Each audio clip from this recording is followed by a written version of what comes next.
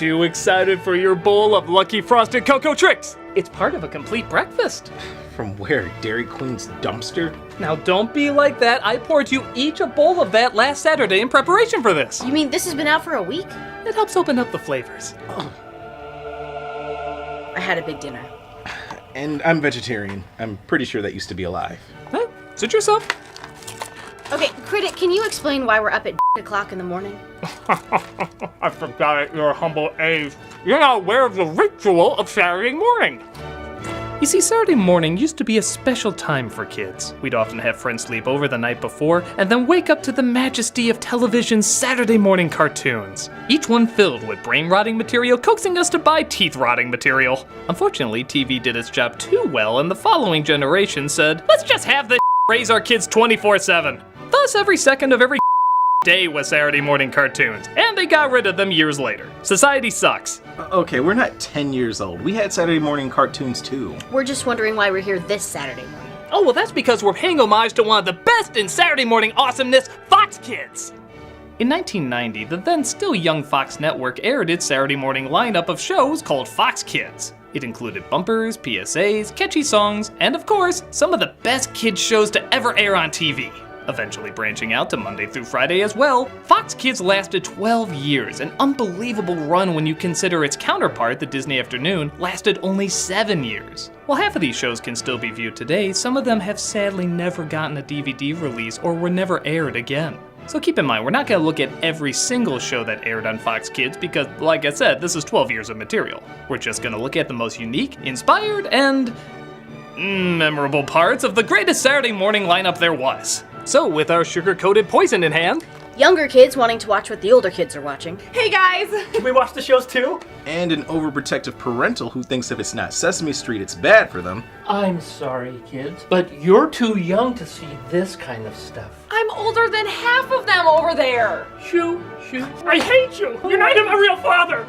Kids, are you enjoying Saturday morning? Yes, Dad. That's good. I'm gonna go make some waffles on the stove just for you. Do we have a stove? Well, we'll figure out how that happened later. This is Fox Kids! Sit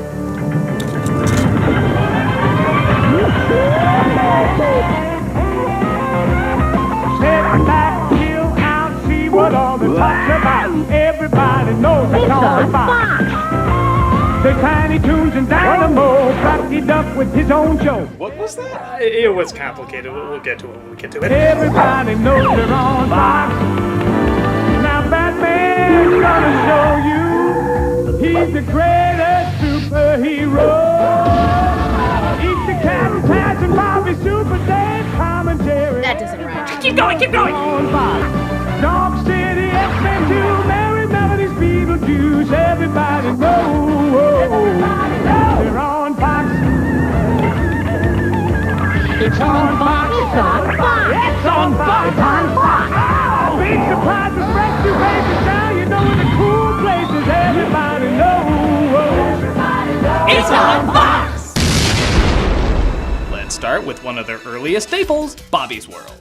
Oh, I've seen this. It's like if Calvin and Hobbes were made by Ned Flanders. Hey, it's a lot more than that. Sounds pretty accurate. Yeah, okay, it's pretty accurate. Bobby's World was based off of the little boy voice that comedian Howie Mandel did for his popular stand-up. Love that parrot, Fred can't sing. Gonna kill that one too. That's my name. And because the 90s were a strange time where crude comedians got kid-friendly shows, he was given one of his own. Just look at how awkward he is in the live-action openings. Hi everyone, I'm Howie. Welcome to Bobby's World. And you know what I really hate? Of course you don't, because you don't know me. You know what I hate? Germs! God, I hate germs! Though certainly aimed at a younger demographic than the other Fox Kids shows, Bobby's World showcased the imagination of a little boy misinterpreting what adults say. Either that or he swallowed all of his mother's NyQuil. Either way, neat. The characters included Howie as his father with the Jew-fro rat tail haircut. Common? The cast of Fargo as his mother. And then you need to go upstairs and wash your face and hands before we leave for Aunt Ruth's, don't you know? His older brother representing the 90s trying to kill the 80s, and his older sister representing the 80s refusing to die. Along with Uncle Ted to give his obligatory fart joke. How come you can make bubbles without putting your face in the water? Tell you what, Pablo, let's just keep that our little secret, okay? Poop! Bobby had children's fantasies often based on movies a kid his age wouldn't see yet. Looks like somebody read the kid-friendly version of Die Hard. So, was it any good? It was hypnotizingly unoffensive. It's for little kids, so it's simple but imaginative. It even had possibly the first Saturday morning character to get pregnant, and we actually see her progression throughout the season. Little touches like that make it stand out just enough. And I guess kids thought the same thing because it was surprisingly one of Fox's longest running shows. Had a catchy as theme song, and you have a decent start to the Fox Kids lineup. That's cool and all, but how about some more violent stuff? Well, you're in luck, because this network also had Tom and Jerry. Yes! Kids. I retract that yes. Talking about the Tom and Jerry kids. Yeah, another strange trend in kid shows for a while was just making famous characters younger. Because if there's anything better than seeing someone brutally dismembered and maimed, it's seeing it happen to them as children? Finally somebody gets it! I have issues. It was pretty much the same thing as the regular Tom and Jerry cartoons, except it was done with kids. So the slapstick wasn't nearly as violent and therefore not nearly as funny. Granted, it had other characters too, like Spike and his son Tyke, Droopy and his son Dripple. In fact, how are Tom and Jerry younger if their counterparts are the same age? And how is Skyfall a prequel if M is in GoldenEye? Also, how did Minions exist with dinosaurs millions of years ago? This is a road you don't want to go down.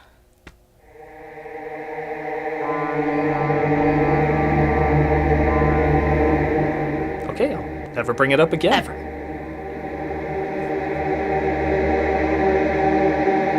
Much like Bobby's World, this was obviously meant for smaller children, so it was tamer and more gentle than previous versions. So not good. Yeah. But for little kids, it gets the job done, I guess. I mean, it is better than other outings Tom and Jerry have had recently. Never forget those faces. It lasted a few seasons though, so it obviously had its fans. It's not the cat and mouse team we remember, but it's not obnoxious either. It wasn't harmful enough to be Tom and Jerry, but it was harmless enough to be a decent distraction for little kids. Tom and Jerry kids. The Tom and Jerry Kids Show. But let's get to something more grisly and adult, Peter Pan and the Pirates. Let me explain.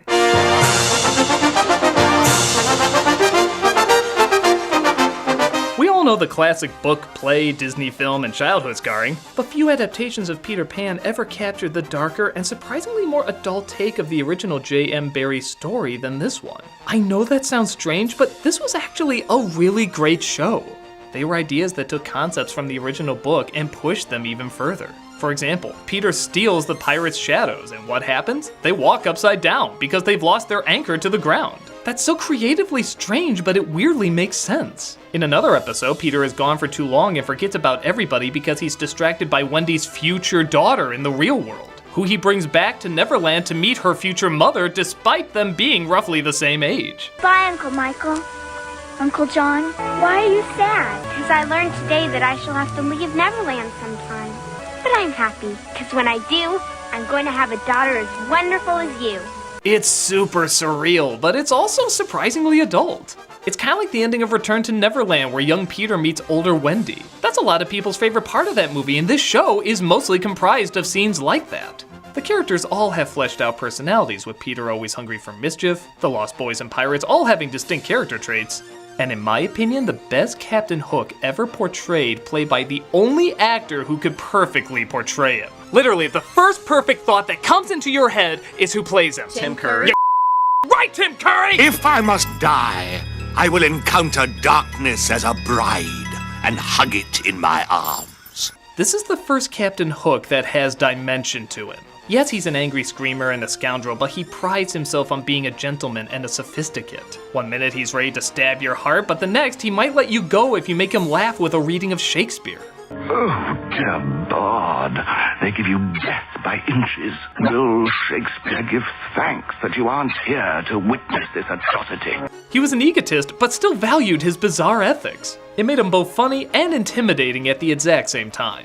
And nowhere is the series' complexity shown best than in its series finale, where Peter decides he does want to grow up and he starts to wither away into an old man, unaware that he's actually taking Neverland with him. So you could argue Hook was being portrayed even before Hook was doing it. It's surprisingly intense and unbelievably well done. It lasted for only one season, but it resulted in a ton of episodes and had a pretty good life in reruns. Criminally though, there is no DVD release of it. If you're able to find it on YouTube or anywhere else, definitely watch as many of them as you can. It's a cannonball of imagination waiting for you. That's all fine and good, but what about the poor people who demand a series about demonic fruit? I had no segue into the show. So, because we apparently demanded it, Attack of the Killer Tomatoes was given its own cartoon series. Based on the B-movie comedies, it did have some of the original characters, like Igor, Tara, that parachute guy, and even John Astin reprising his role as the mad scientist who made the evil vegetables. Fruit. It's 2018, nobody uses that term anymore.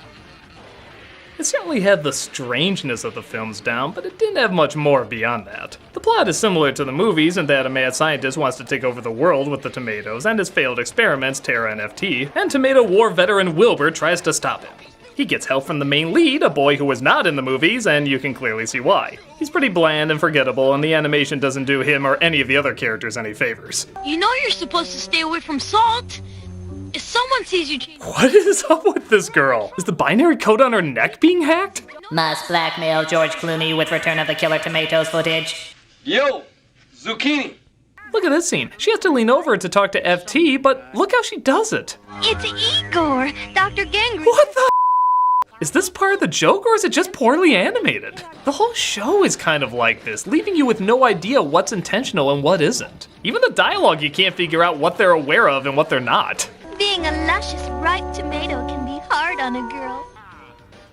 Whatever you're thinking, erase it from your heads. I had a line about her being saucy, but never mind. I guess on a level of bizarre awkwardness, I can see this entertaining a few, but for many kids, the most memorable part of the show is the theme song. But that's a catchy theme song.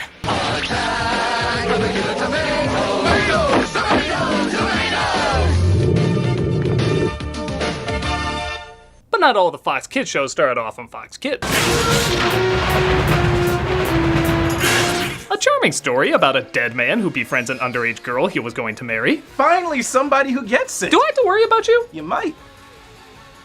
Beetlejuice had only the slightest connection to the movie, which was surprisingly welcomed as it allowed for a lot of wild and inventive designs. Granted, in the movie, everyone looks the way they do because they died that way. Here, I don't know how the they were supposed to die to look like this. Tim Burton himself helped design the show, and it certainly shows in all the strange people and creatures. It had little in terms of plot, but it had a lot in terms of visual and gross-out humor.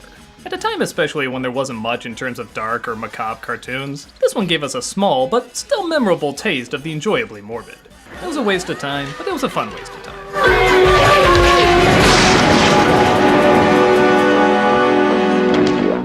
But I know what you're thinking. If Beetlejuice got a cartoon, why not Little Shop of Horrors? Because no one was thinking that. Just for that, the plant raps. No! Yeah!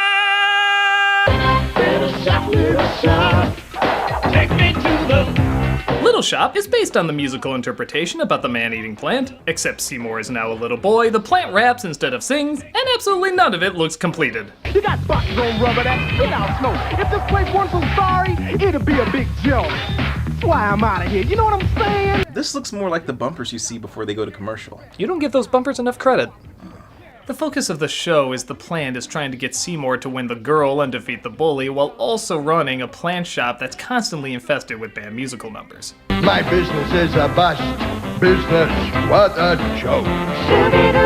God, I wish this had the original cinematic ending. Why is he even shocked the plant is talking? The flowers act as backup singers all the time. I'm not even sure the plant is talking, his lips move so rarely. C is for commuter train. Many parts are edible. I guess I can give credit that for a show that had a budget of monkey feces, the backgrounds are at least creatively simple. I mean, I'm sure the layout artist had 2 minutes to color these on Mario Paint, but there is at least a little structure in between the poorly animated sections. Oh god, he's having a stroke. Nope, that's just a bad show. Something's gone bad. It's a crime of disgrace. You got stone for ground. Walls in your face. The writing doesn't make any sense either. The girl in the show is obsessed with a refrigerator. I'm going to repeat that. The girl in the show is obsessed with a refrigerator, and they never explain why. It's the most beautiful thing I've ever seen. I think it's really cool. Women. Hey, my love of refrigerators has nothing to do with my gender. Now, if you'll excuse me. Oh, I love you so much. You're so good to me. I love you so much. Clearly, Little Shop of Horrors was ahead of its time.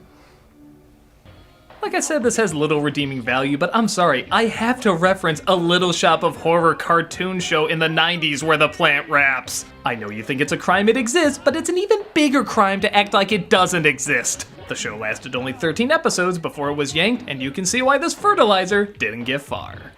Word, Little Shop! I'm noticing a pattern of characters that most likely wouldn't make a good show. Not making a good show? Were there any existing characters that allowed for clever writing or intelligent dialogue? Yes, really.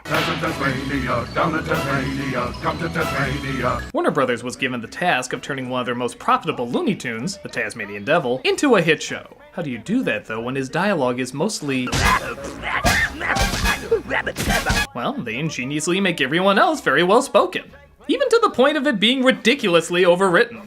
Accumulate a portfolio of stock with a net yield of no less than 36% per annum. There's nothing like a paper and a reclino-craft chair for a man after a tough day of doing whatever it is I do for a living. To rekindle the lost flame that connects our souls with the true harmony of the universe. Now I am in a quandary. Technology's the culprit here. Science be blamed. Because of this, not only did Tasmania have a distinct sense of humor, but its writing was surprisingly ahead of its time, along with other shows like Duckman and Simpsons.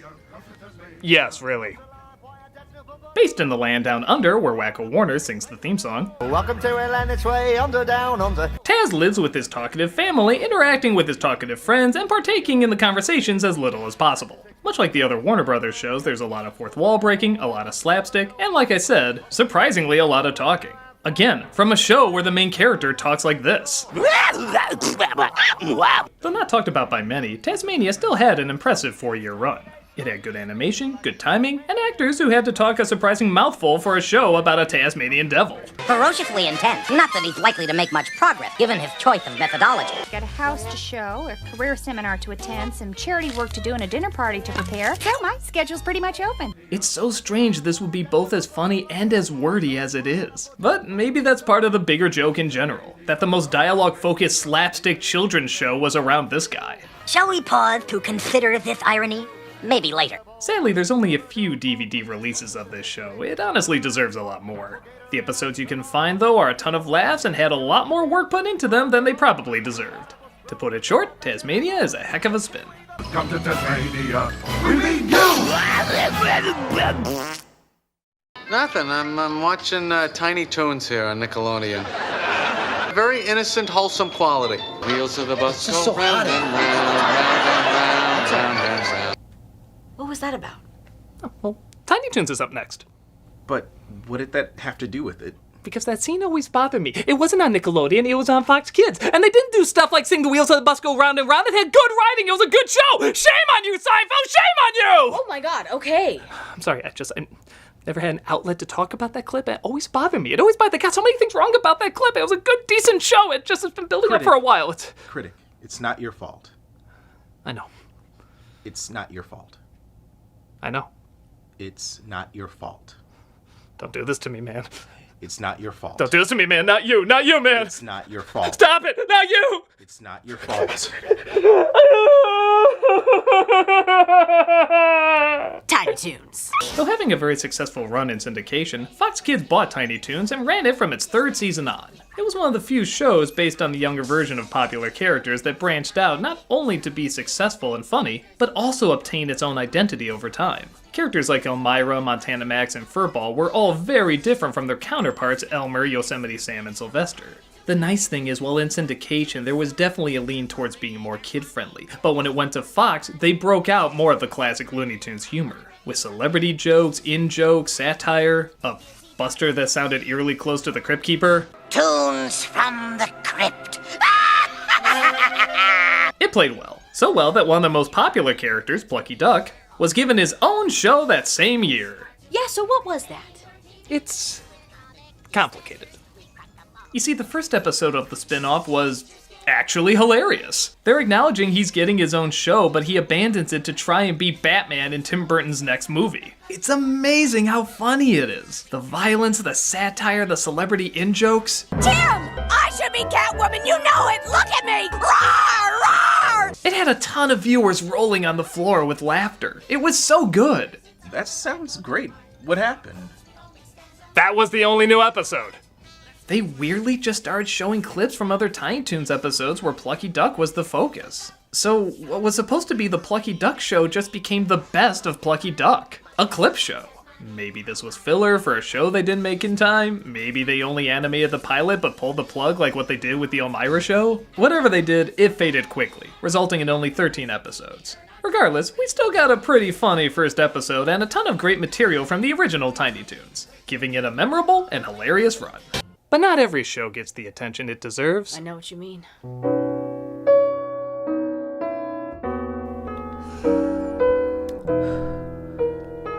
That masterful work will have its day. But I was talking about Eek the Cat.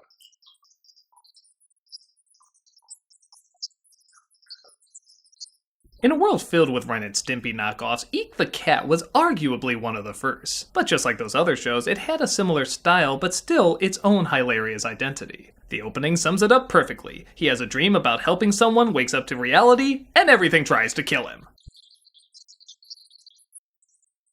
That's basically the plot of every episode. The world is trying to punish him for all the good deeds he does. But nevertheless, Eek is always kind and optimistic, always helping people no matter what's thrown at him. It never hurts to help. And indeed, a lot of strange things are thrown at him. It's a world where snacks can blow up in your head. Cuddly bears are greeted with machine guns.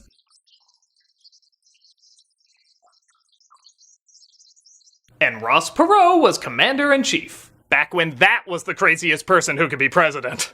There was a mean-spirited creativity to it that was held together by just how gentle and helping Eek is. Hey, no swimming for an hour after you eat. You don't want to get a cramp. No matter what, he always wanted to help, even if it meant getting pummeled. Well, at least the beautiful planet of Earth has been spared, and those bad aliens will never do such bad things again, and someone will be here to get me soon. I'm just sure of it. The biggest curse word he ever used was kumbaya. Kumbaya, wait! Granted, as the show went on, they seemed to run out of ideas, so they started putting him in several movie parodies. They were fine, I guess, but it was a little odd, even for this show. To make things even stranger, the time slot was suddenly being shared with another show. Suddenly it was called Eekstravaganza, and half the running time was dedicated to Thunder Lizards, a series about dinosaurs who were trying to wipe out a new species called man. At the moment, there's only 2 of them, and they're constantly screwing up trying to evolve.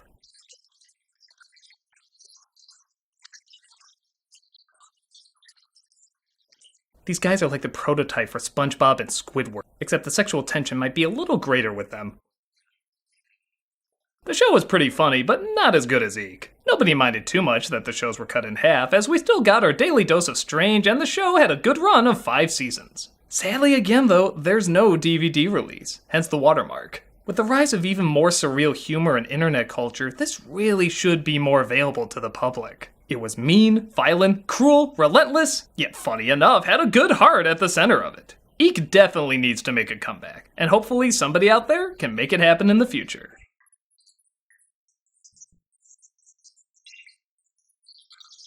But there's stuff for dog lovers too. Jim Henson's Dog City, for example, lasted for 3 seasons. Based on Henson's short film from another TV series, the show opened in the puppet world where an animator created a private eye show about a detective named Ace Hart. It then jumps into animation as Ace constantly battles the gangster Bugsy Vile with the help of Chief Rosie O'Gravy and Paper Pup named Eddie.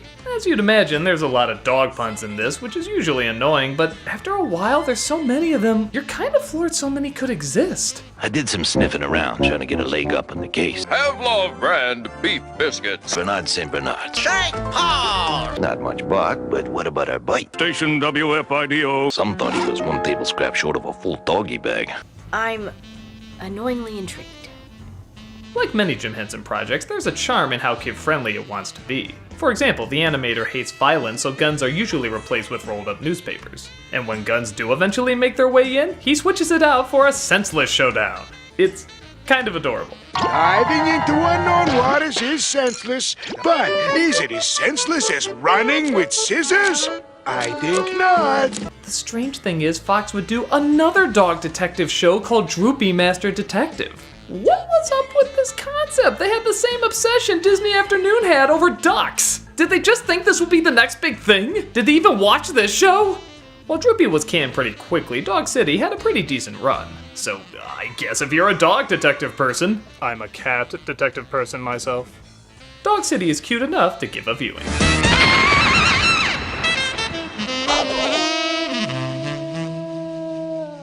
You know, Critic, I gotta admit, these shows are fine, but they're not really mind-blowing. Yeah, where's the really cool stuff? Well, over the next 3 years, Fox Kids would have their highlights. They would give us the most incredible, awesome, bad shows any kid has ever seen at the time. Dad, stop butting in! I'm just trying to help. You're embarrassing me in front of my friends! Go away! Okay. I love you, son. Love you too. I didn't quite hear that. Love you too. I can't hear you. I love you too! Oh, Critic loves his dad! Get out of here, Dad! You ruin everything! Stop it! I do not! Shut up! Shut up! I'm supposed to be bad! I'm bad! Stop it! Stop it, all of you! I hate you all! I'm never having you back! No! Okay, seriously, stop.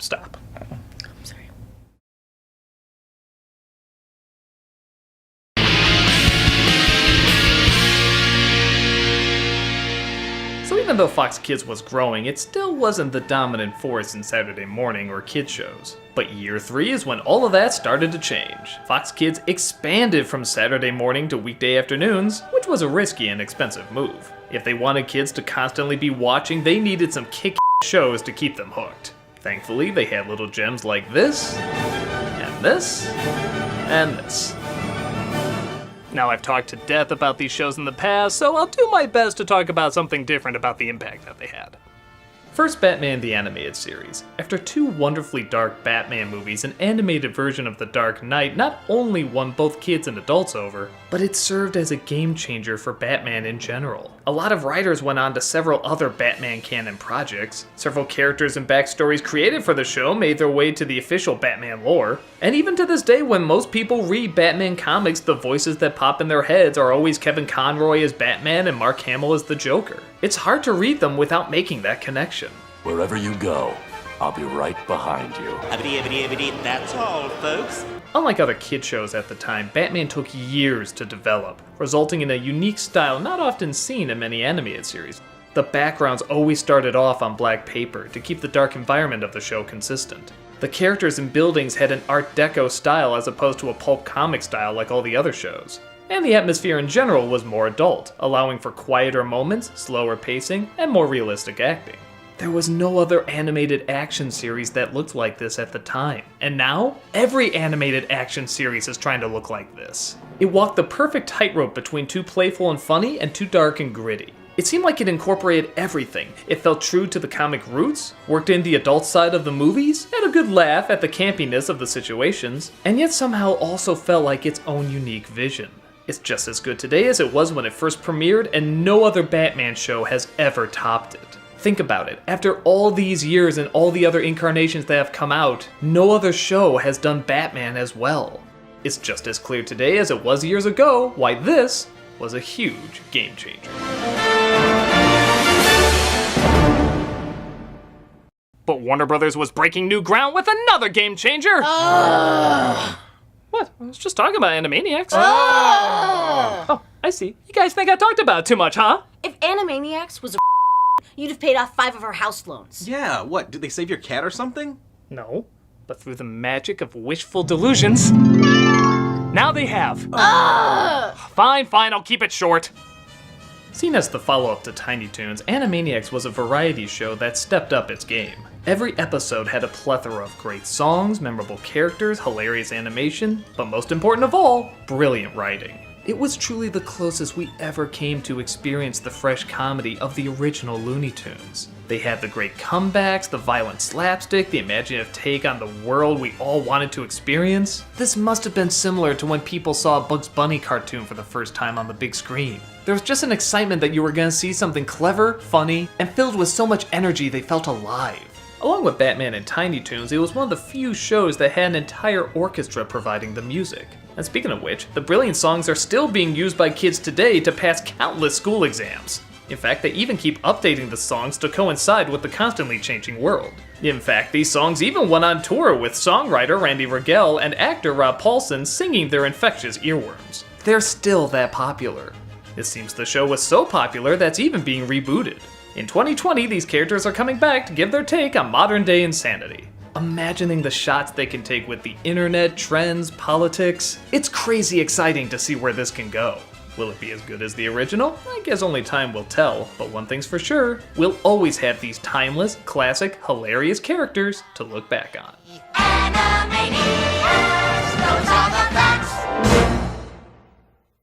Now onto a show I know I've barely talked about, X-Men. Oh! Will you two knock it off? You knock it off. You've talked about this show so many times, there's nothing left to cover. Oh yeah? I bet I can find something new to talk about. Prove it. Fine!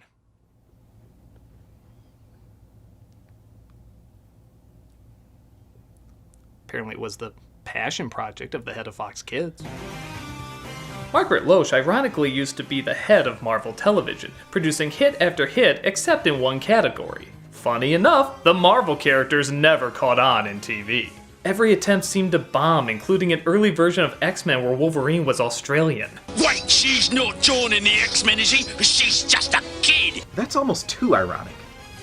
She went from studio to studio trying to get X-Men made, but they all said the same thing. It was too adult and nobody would watch it.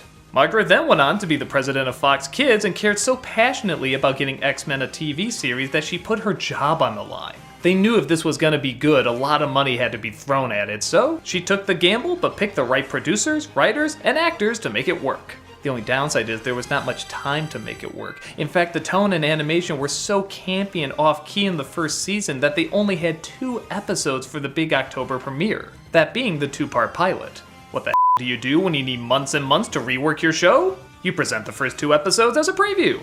Yeah, off the advertisers and cost a fortune, but Margaret and showrunner Eric Lewald knew they had to get this right if they were gonna have a hit. The preview thankfully went over incredibly well and left people wanting more. So, after a redo of the show with better animation and more adult atmosphere, it finally premiered with no other new shows being put on. That's right, because they waited until spring, it got more attention because everything else was reruns. As you'd imagine, the numbers were through the roof. X-Men was suddenly Fox's biggest hit. It represented more than cool heroes with powers. It grasped the prejudice and torture character arcs, as well as the all-around badass nature people love from the comics.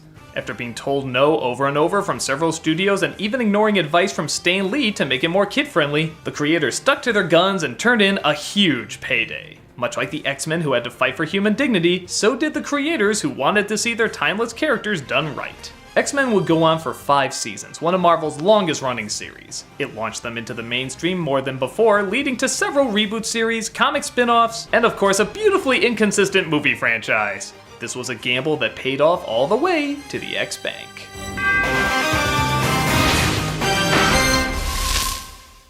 So, with those 3 gigantic hits, Fox Kids was moving on to their next big...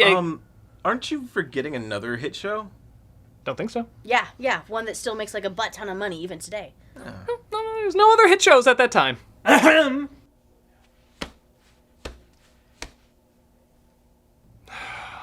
Fine, there might have been another teeny incy wincy hit of a show called Mighty Morphin Power Rangers. Go, go, Power Rangers! It's no secret I never got into this show, even as a kid.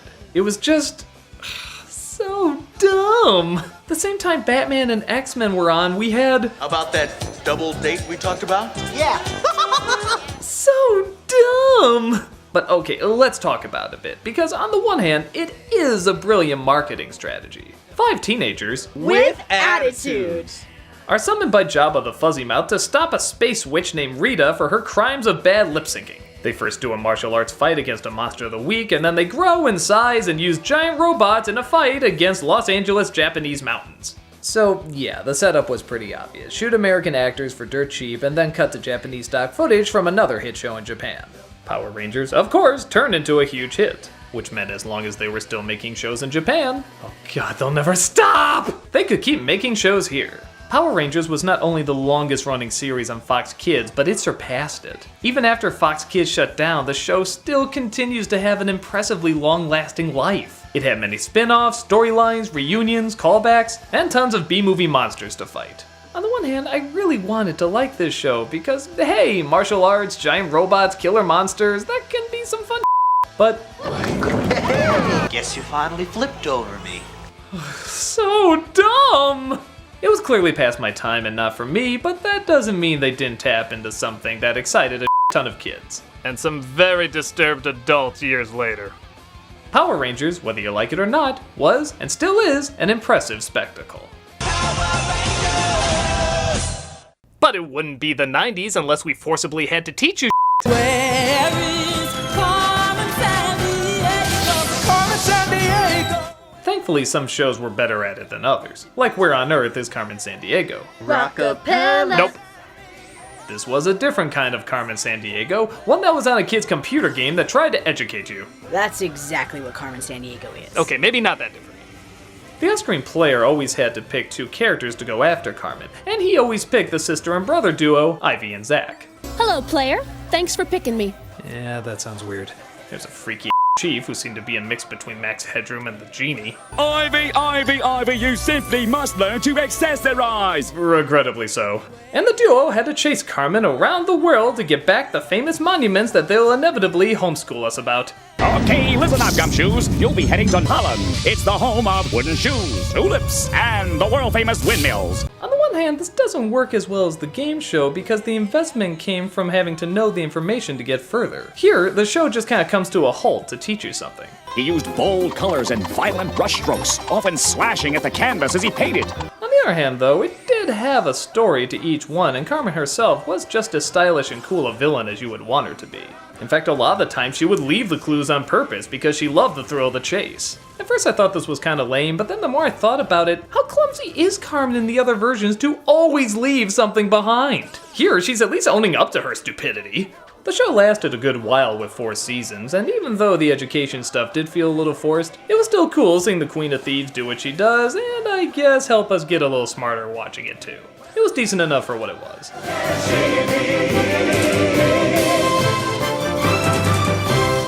Hey kids, what's more awkward than movie Spider-Man?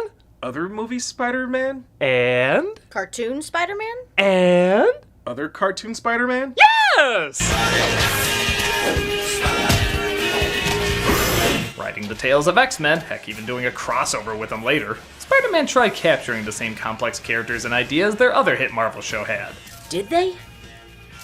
It's complicated. No. Spider-Man was great if you wanted the experience of the comic, but it didn't really segue into an emotional TV series. It might have been surprisingly overambitious, as every second it's either explaining what's going on, explaining the emotions, explaining the inner monologue. It could never take a break. Then we have to assemble those of us who are left and go protect the site of the Doomsday Complex. I feel like I'm witnessing a part of this country's history. After seeing the beacon, we always assembled here. I had to crack open a map to remember where this building was. How have you been, Madeline? Oh my god, breathe! You guys are going faster than the dialogue in The Social Network!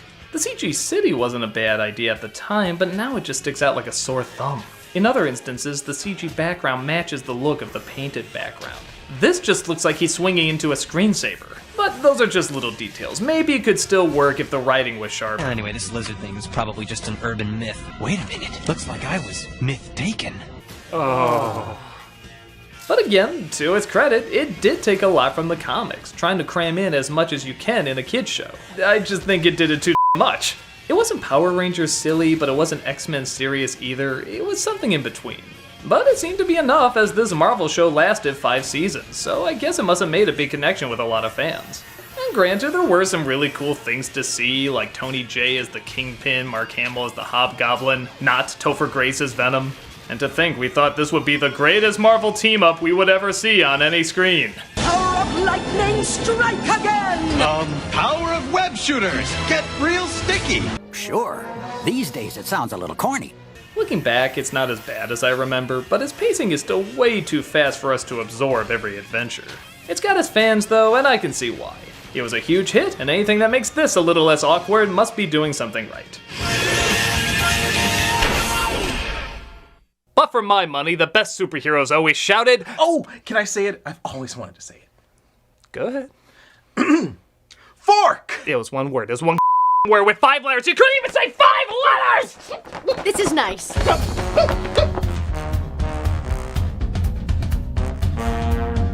While there were comedic takes on superheroes in the past, none were quite as funny or odd as The Tick. Again, leaning its writing towards the adults rather than kids, The Tick told the story of a nigh invulnerable, absent-minded superhero and his voice of reason sidekick, Arthur. You can't fight evil with a macaroni duck! I'll be the judge of that.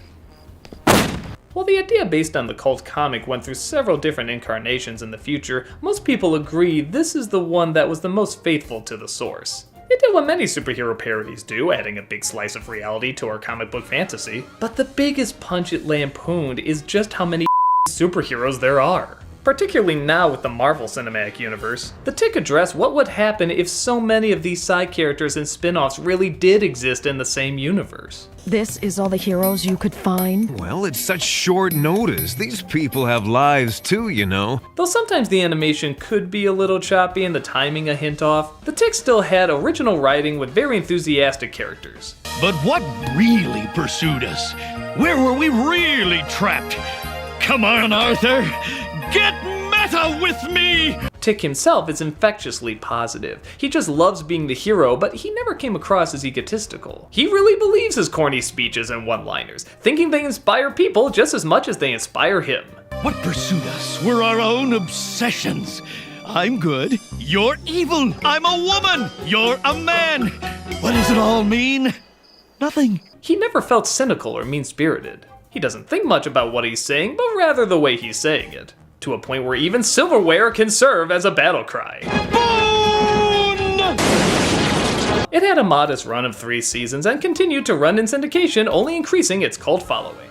Though there be many variations on this crazy idea, by far the one who came the closest in strangeness and comedy was the one on Fox Kids.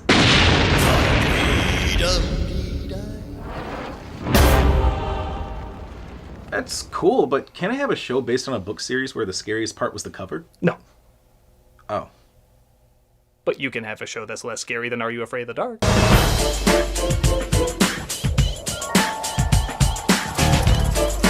Goosebumps was based on the hugely successful book series by R.L. Stine.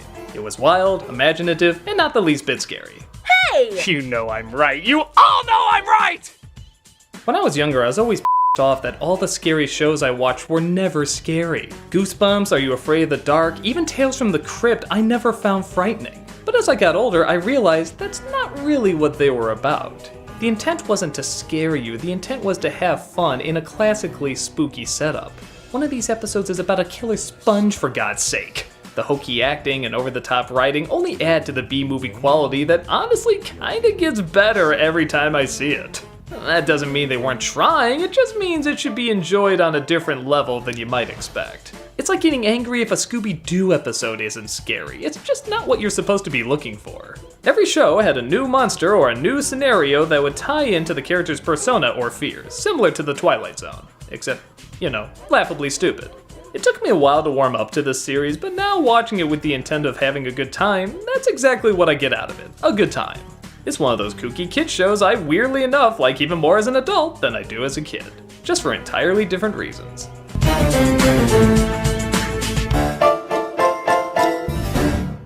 Sadly though, this is when Fox Kids began their downward spiral. Oh, geesh. How long did they last after that? Just a mere 6 years. That's stupid long. I know, but here's the thing.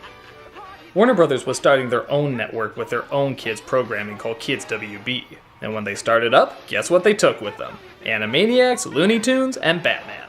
They even did spin-off shows like Superman, Pinky and the Brain, and their own little Japanese import that was dirt cheap to make and would run for years and years. In fact, even the first Animaniacs episode on Kids WB was a parody of Fox's biggest show, Power Rangers. Hey, what's wrong with your mouth? It's all fuzzy. Fox would still do well, but this was a big bite for them. And many of the upcoming shows did well, but not nearly as well as before. Another Spielberg show called Toonsylvania tried capturing a darker tone on the Animaniacs formula, but sadly the writing wasn't on point and it didn't last very long. I talked in great detail about Sam and Max in another episode. It was creative, but a little too unfocused, earning only one season. And then of course there's this. That's like summing up the Titanic in one sentence. I need a full episode to go into what's wrong with that. Yeah. Good call. After that, Fox Kids went the same route Kids WB went, importing more and more Japanese shows after seeing not only how easier they are to put out, but also how cheap they are to do. And sadly, I stopped watching after that. If we were going to go into this in more detail, we would need people that actually grew up watching this. Okay, go ahead. Hey kids, remember this incredible writing? That's a lot of fish. They made a show out of it. Oh, God! Shh!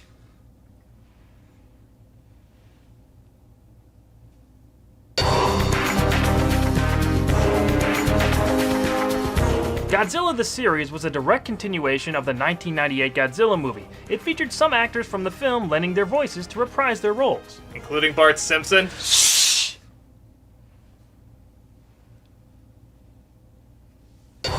Thankfully, Matthew Broderick wasn't one of them, but his character, Nick Tatopoulos. Tatopoulos. It's Greek, haha. Did return. The only surviving offspring of the Godzilla that attacked New York in the movie imprinted onto Nick as its parent, and thus they used him as a government-sponsored Pokemon to fight other giant monsters. That's so stupid, I'm surprised it wasn't in the 98 film. So am I. This series was received pretty well by fans of Godzilla, but honestly, following the 98 film, there was nowhere to go but up. We did get some great kaiju fights in the show though, so I guess I can look past Godzilla's Dick Tracy chin. I guess it's better than any of the Power Rangers And then there's Power Rangers in Space and Lost Galaxy.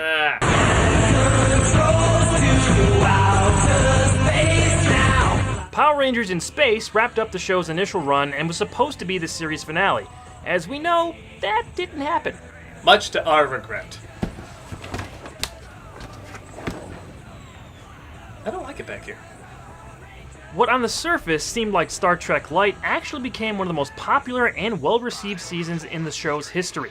They went much further with character development than they did in most of the previous seasons. There were decently deep arcs for a kid's show that featured the Red Ranger's long-lost sister being brainwashed as the Power Rangers' main enemy, and even more multi-dimensional villains.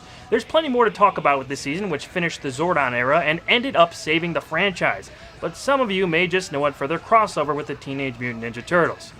Cowabunga, I guess. Hey, we have a deal. No next mutation unless he's fully being tortured. It's okay, just the mention of the idea hurts me. The next season, Power Rangers Lost Galaxy kept the outer space theme, but began a new phase in the PR legacy.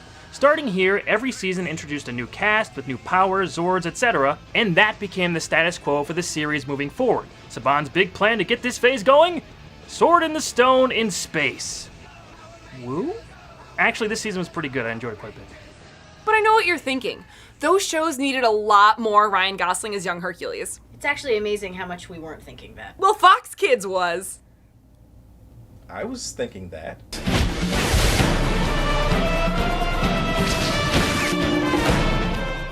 Yup. There was a spin-off of the Kevin Sorbo show starring a young Ryan Gosling. I always speculated this was just another Goosebumps episode he was in. It is scary enough. What else do you need to know about this show?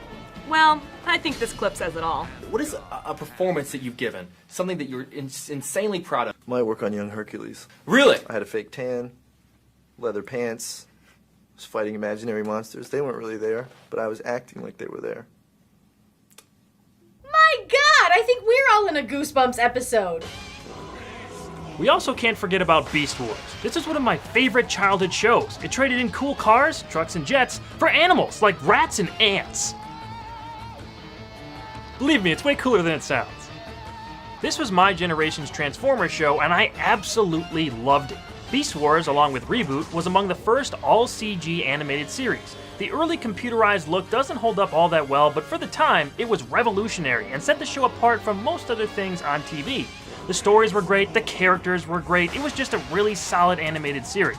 That being said, you stay away from this, Michael Bay! You hear me? Don't you dare defile Rat Trap, Tigatron, or Optimus Primal! For more on this series, you can check out my top 5 best episodes, right here on the channel.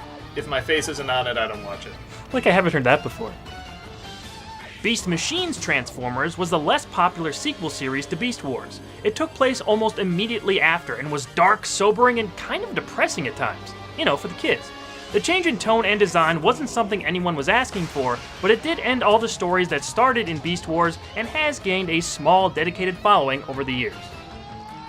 Blah, blah, blah. Get to the more hardcore stuff. Oh, you mean like Frank Miller? Yeah! Wait, what? Yeah, there was a show based on a Frank Miller comic. Watch the skies coming at you, a hero. Big Guy and Rusty the Boy Robot was a show based on a short comic written by Frank Miller. There really isn't too much crossover between the show and the comic, with the show actually being more fleshed out than the comic. Is Samuel L. Jackson in a Nazi uniform? No. It's a good start. Rusty is the most advanced robot ever made, with a complicated AI and ability to feel emotions. He was meant to be the successor to Big Guy, an advanced robot that protects Earth. However, Rusty's emotional circuits and AI are young, and he therefore acts like a child. Rusty needs to learn how to be the protector of Earth. Big Guy is recommissioned so he can teach Rusty. Big Guy and Rusty was one of the more complex and mature shows in the Year 10 lineup. It was pretty interesting and unique. Although it was never my favorite show, I do remember being engaged by it and wanting to see what happened next. The Big Guy and Rusty. Well, it's good to know not everything was a Japanese import. And then there was Digimon. Yeah, okay. Digimon, digital monsters, Digimon are the champions. When Pokemon became a smash hit, Fox Kids tried to capitalize on that market and trend by introducing the world of Digimon. 7 kids at a summer camp are transported to a digital world, creatively called the Digi-World. There, they discover they are the Digidestined, who must help save the digital and real world with the help of their partner digital monsters, or Digimon. They are also given Digi-devices, which transport them between the real and digital worlds and can help their Digimon digivolve into other forms. Say Digi again! I dare you! I double dare you! Digi. Well, now I'm mad! The show was actually a lot of fun. Although it never reached the fever pitch of Pokemon, it was received well by audiences. Although there was fan demand that the anime be shown in its entirety, as the Fox Kids version was edited and changed to fit a more humorous tone than the original Japanese show. And who could ever forget that theme song? Digimon, digital monsters, Digimon are the champions. You know, I just got that song out of my head and you put it right back in there! Oh, I thought you were still humming DuckTales. Because of Digimon's success, we also got Monster Rancher, another monster show that was meant to compete with the success of Pokemon. Monster Rancher was first a video game before being made into an anime that Fox Kids picked up. In the game, you use discs to unlock monsters that the player trains to compete in tournaments. In the show, a boy named Genki receives a disc to use while playing. The disc ends up transporting him to a different world where the monsters are real and created by scanning stone discs in temples. Like Digimon, Monster Rancher was edited to make it more suitable for audiences, removing more dramatic elements from the series. I remember loving the show as a kid, but honestly, it was a bit bland and basically an overglorified commercial. So, an anime. Oh, Christ, I hit a nerve.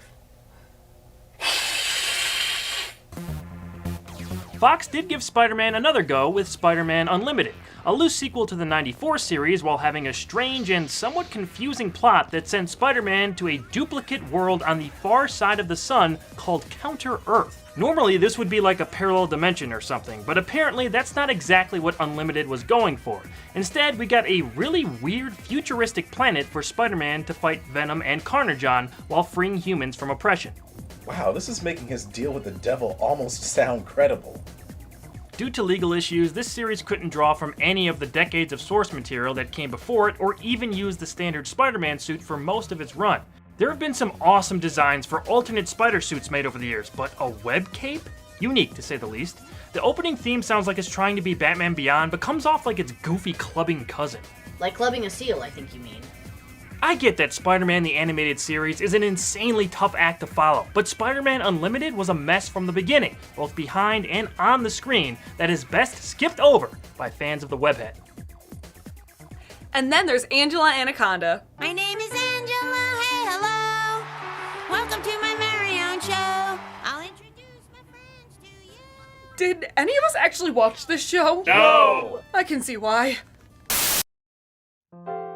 By year 12, Fox Kids was losing momentum and pulled back weekday scheduling to only Saturday mornings. By then, the writing must have been on the wall because the following year, Fox Kids stopped airing programs and never returned. Though many of these shows would exist in reruns, and there's more than enough kids shows everywhere now, that magic collection of the right talent for the right age group at the right time never seemed as prominent. Every Saturday morning built an anticipation like no other. Every visit home from school revved up excitement every kid could feel. For a pretty awesome time in our childhoods, we had a cool clubhouse that lived in our TV. And they told us great jokes, classic stories, the latest comics, and even taught us a thing or two. It was everything you thought of when you heard the word Saturday morning. It was a perfect experience so much of us were so happy to have. And we couldn't be more thankful to the awesome people who gave us some absolutely wonderful Saturday mornings on Fox Kids.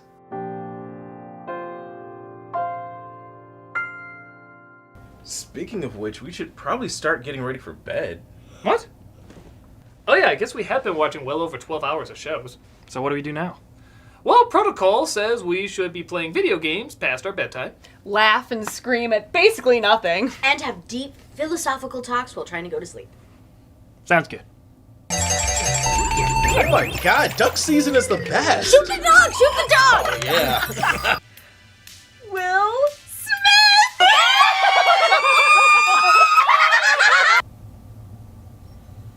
Malcolm? Do you believe in God? Believe or see? You see God? Well, yeah. I was thinking about that, and it had me thinking, what if Bowser's the good guy? Wow. Oh my god. You know? And Mario is really the bad guy? Okay. But is Satan Waluigi? No, that's just not true. That's a dirty lie. Well, If Mario's the bad guy, then Luigi is Satan. oh. I'm totally lost. How do we go from God to Bowser? I missed that. Video games Our God. are all. Okay. It's my religion, actually. yeah. Thanks. Yeah. So like video games equal God? There's all different, denominations. Yeah, Right. different sects. Like, Tamara believes in the denomination of PlayStation, but, like, Walter and I are Nintendoites, so, Yeah. like, it can be awkward sometimes. I have a PlayStation, like, don't tell Nintendo, but, like, I have a PlayStation, because, like, sometimes you gotta explore things, man. Yeah, you gotta do stuff. Well, while you're young, you know what I mean? I think I'm an atheist because I have a Dreamcast. Oh. Oh, the Dreamcast. You know what? I started with the Dreamcast, man. It's fine. Yeah? Everything's gonna be okay. I don't know, man. I don't think my mom's gonna let me sleep over here anymore.